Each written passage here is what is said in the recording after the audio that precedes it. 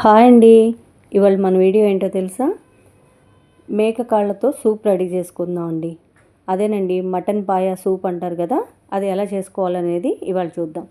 ముందుగా మేక కాళ్ళని తీసుకుని వాటిని శుభ్రంగా కడిగి పెట్టుకోవాలండి. దానిలో ఉన్న బ్యాడ్ స్మెల్, డర్ట్ అన్నీ పోయేటట్టుగా శుభ్రంగా కడిగి పెట్టుకొని వాటిలో ఇప్పుడు ఉప్పు, కారం, అల్లం వెల్లుల్లి పేస్టు బాగా వేసి పట్టించి పక్కన పెట్టుకోవాలి. ఇప్పుడు దీనికి కావాల్సిన ఇంగ్రీడియంట్స్ అన్నీ ముందు రెడీ చేసి పెట్టుకుందాం. ఉల్లిపాయలు తరిగి పెట్టుకోవాలి, పచ్చిమిరపకాయలు, అల్లం వెల్లుల్లిపాయ, దాల్చిన చెక్క, లవంగాయలు, యాలకులు, అలాగే కరివేపాకు, పుదీనా, కొత్తిమీర. అలాగే ఇక్కడ నేను 2 మీడియం సైజు టమాటాలని కట్ చేసి పెట్టుకున్నానండి.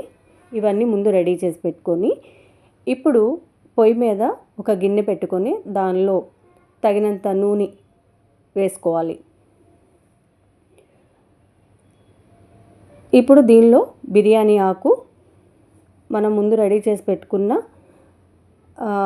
యాలకులు, దాల్చిన చెక్క, లవంగాలు, అల్లం వెల్లుల్లిపాయ ఇవన్నీ కూడా వేసేసుకోవాలి.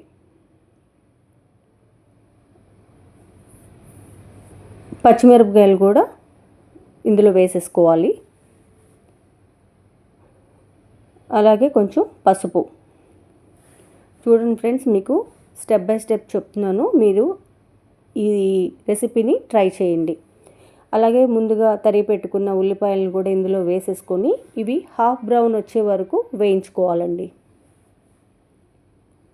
కొంచెం నెయ్యి యాడ్ చేసుకుంటున్నాను, ఎందుకంటే టేస్ట్ బాగుంటుంది అందుకోసం. అలాగే అల్లం వెల్లుల్లి పేస్ట్ని కూడా ఇందులో వేసేసుకొని గరిటెతో బాగా తిప్పుకోవాలి.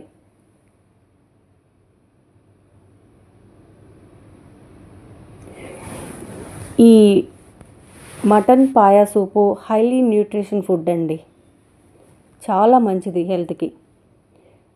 అలాగే ఇందులో కరివేపాకు, పుదీనా కూడా వేసేసుకొని తిప్పుకొని ఇవి వేగుతూ ఉంటాయి. ఇప్పుడు మనం టమాటా ముక్కల్ని మిక్సీలో వేసుకొని పేస్ట్ చేసుకోవాలండి. పేస్ట్ చేసుకొని ఆ పేస్ట్ని ఈ ఉల్లిపాయ ముక్కల్లో వేసేసుకొని గరిటెతో బాగా తిప్పుకోవాలి.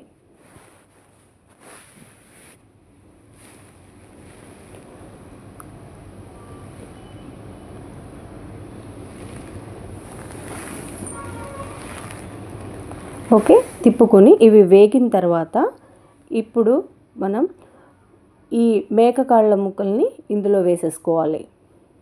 వేసేసుకొని గరిటెతో బాగా తిప్పుకోవాలి. దీనిలో కాల్షియం ఎక్కువగా ఉంటుందండి. ఈ మటన్ పాయా సూప్ని పిల్లలకి కనుక చేసి పెడితే వాళ్ళకి బోన్స్ అనేవి చాలా స్ట్రాంగ్గా అవుతాయి.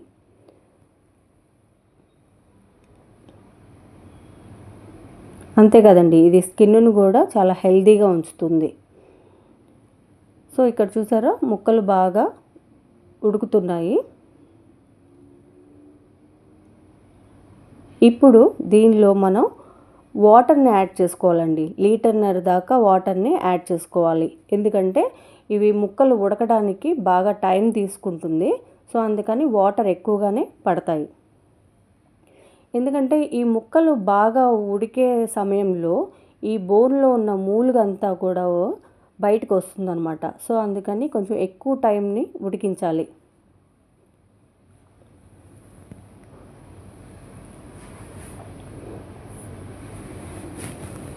మూత పెట్టేసుకోవాలి, ఇవి ఉడుకుతూ ఉంటాయి.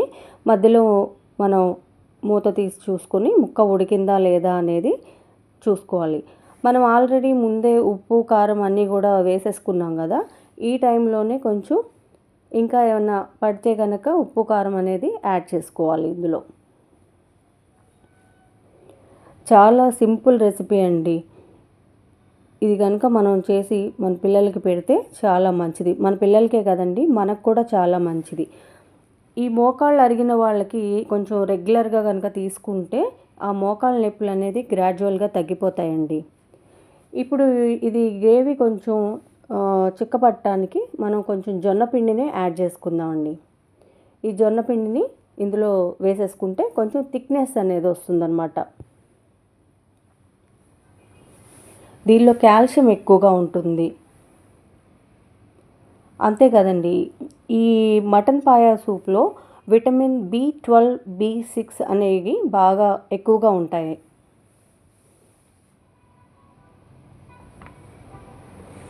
ఇప్పుడు దీనిలో మనం కొంచెం కొత్తిమీరను కూడా యాడ్ చేసేసుకుందాం.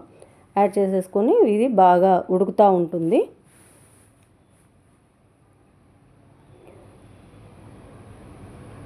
చాలా సింపుల్ అండ్ ఈజీ రెసిపీ అండి. It's very healthy mutton paya soup అండి.